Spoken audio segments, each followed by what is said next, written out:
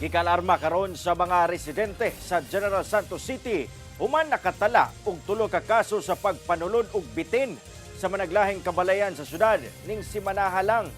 Senro dunay pagpasabot kalabot niini. Ang detalye sa report ni Efren Mamak. Dako sir, unsa ka dako? Gihalugog sa Bureau of Fire Protection General Santos City ang bahin ni ining usa ka balay humanapalgan sa tag-iya ang usa ka bitin sa usa ka subdivision sa barangay San Isidro banda alas 6 Huwebes sa gabi. Taod-taod nasiplatan ang mong bitin nga nagtago sa natambak nga mga tray. Gunitan.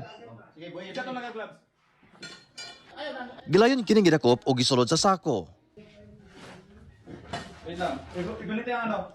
Ang maong mananap, usa ka summer cobra nga gilayong gitunol sa City Environment and Natural Resources Concenro alang sa disposisyon.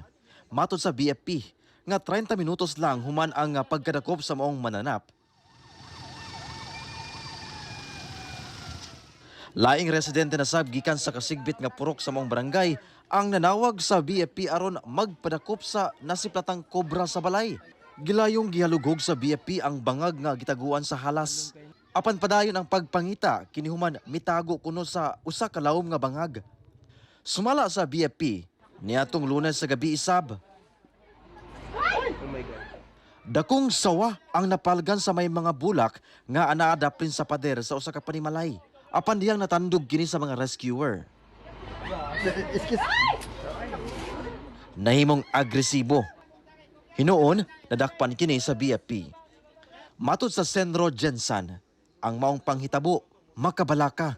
Very alarming na siya nga scenario, no? Ibig sabihin, guba na ang ilang natural habitat, tapos mangita na sila og kanang ilahang natural prey sa mga residential area. So ang ilaga is very siya kanang ma-attract siya sa mga hugaw nga place. Delikado matud pa kung mapaakan sa mga halas ilabi na kung venomous. Angay gyud maturukan og anti-venom vaccine ang mapaakan og halas. Duol gyud sa pinakaduol nga na ay anti-venom na kuan. So dapat kung mapakan po kag bitin, especially kanang venomous, kalma lang ka kay para dili pud paspas ang imong circulation sa imong dugo.